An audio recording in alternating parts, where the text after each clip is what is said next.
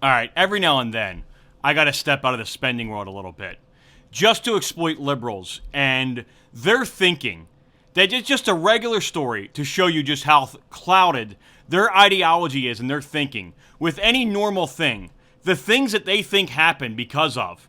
It just shows how they can't even logically break down any of these political discussions. And what I'm talking about is a perfect example this week. Rachel Maddow Jr., Chris Hayes. It's starting to go around the internet now. It's getting popular. His emotional story that he had about when he was almost arrested for pot at the Republican National Convention in Philadelphia when he was 21.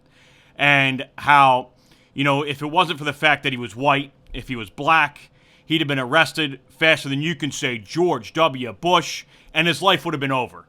His life would have been completely over. I mean, I have no idea the world that these liberals grew up in. I'm only a couple years younger than Chris Hayes. I swear sometimes I grew up in a different world.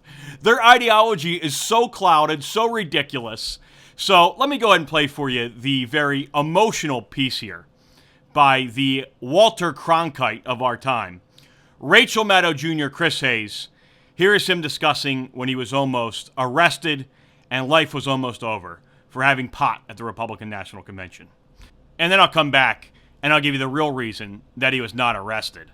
I've rerun that incident a countless times since, and while I have no earthly idea why the cop not only didn't arrest me, but also decided to give me my weed back, the best case seems to be that he looked at me and figured I could have been some senator's son. And I can tell you as sure as I am sitting here before you that if I was a black kid with cornrows instead of a white kid with glasses, my ass would have been in the back of a squad car faster than you can say George W. Bush. Just one in a number of insidious ways our laws are used to sort our society, pushing some people from certain backgrounds into one category and the David Brookses and hell, Chris Hayeses of the world into the other.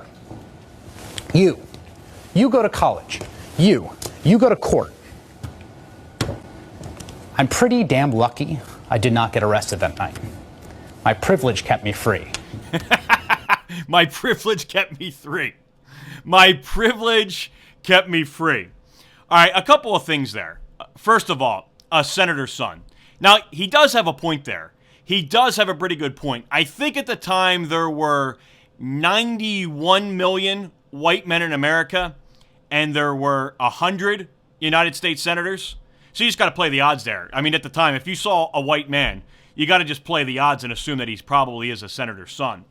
And that line that he's talking about, you go to college, you go to court, I don't remember that line. Like I said, I'm only a couple of years younger than Chris Hayes, so I was growing up at the same time. I don't remember when they did that in high school. Did they do that at career day? Did they do that at orientation? Was that right after the graduation? I don't remember that. But I can imagine how nervous that must have been while you're sitting in that line and you just have no idea. I mean, you're waiting in a line and one guy's saying, hey, you go to college. You go to court. I don't remember that line. And what I want to get into is the reason that Chris Hayes was not arrested. It wasn't because he was white or because he was a senator's son. First of all, before I do say that, I would just like to say, look, everybody has faults. And the best thing is that if you can actually identify them and you know it. And this is why I could never be a cop. If I was the cop there, I would have arrested Chris Hayes. I will say that. And not because he was white or because I thought he was a senator's son or I have strong views on marijuana, but because he's an arrogant, annoying liberal. So, I mean, I'll be honest with you. I definitely would have arrested him. And I bet he was a real blast back then when he was 21, thinking how he's just getting ready to change the world through his journalistic career.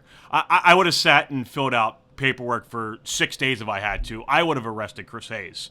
But what I want to get into and correct Chris is the reason that you weren't arrested because you were white or because you were black, it's because, Chris, you weren't going through customs at the airport. They weren't looking for weed. It was the Republican National Convention. They weren't looking for marijuana.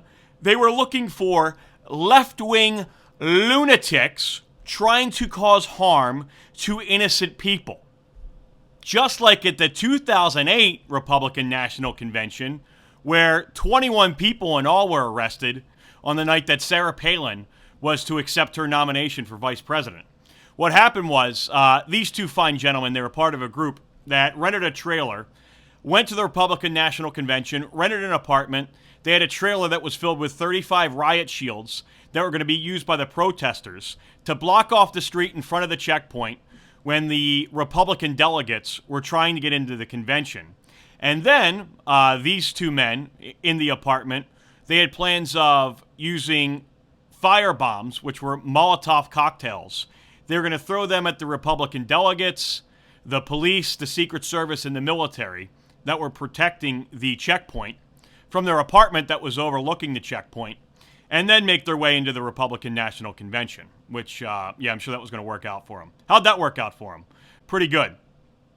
So that's the reason, Chris, that you weren't arrested. Not because you were white or because they thought you were a senator's son. Because, again, you weren't going through customs at the airport, Chris. It was the Republican National Convention. They weren't looking for marijuana. They were looking for harmful left-wing lunatics that were trying to harm innocent people. And I just wanted to bring that up for you because I'm sure that you probably might not even been aware of this because that network that you work for, I assume they probably didn't spend a lot of time on this story at the time. And if this story happened again, I don't think they would spend a lot of time talking about it. But they're fair because I'm sure that if it were the other way around, that at the 2008 Democrat National Convention, if 21 members of the Tea Party showed up at the National Convention and they had Molotov cocktails, ran riot shields, and planned on blocking the Democrat delegates the night that they showed up to watch Barack Obama, I'm sure they wouldn't spend any time on that at all. So I just want to clarify that for you because I know it's such an emotional event for you. Because you're right. I mean, your life was almost over. How could you ever have recovered from that if you were busted with $30 worth of pot? It'd have been over. It'd have been absolutely over. I mean, can't you see how clouded liberals' thinking is? I mean, here it is, a guy growing up. He does something that's kind of a borderline you could have gotten arrested for. In the grand scheme of life, it's not an overwhelmingly large crime. And only him that catches a break, only a liberal that catches a break can turn it into a negative. Rachel Maddow Jr., an absolute joke. What an absolute joke that he takes a story like that. Oh my God, my life was almost over. So there it is. It's clarified for you, Chris. I mean, it's almost like they're trying to form two lines. You, harmless left-wing lunatic. You, harmful left-wing lunatic. And that's the most awesomest thing on the internet today.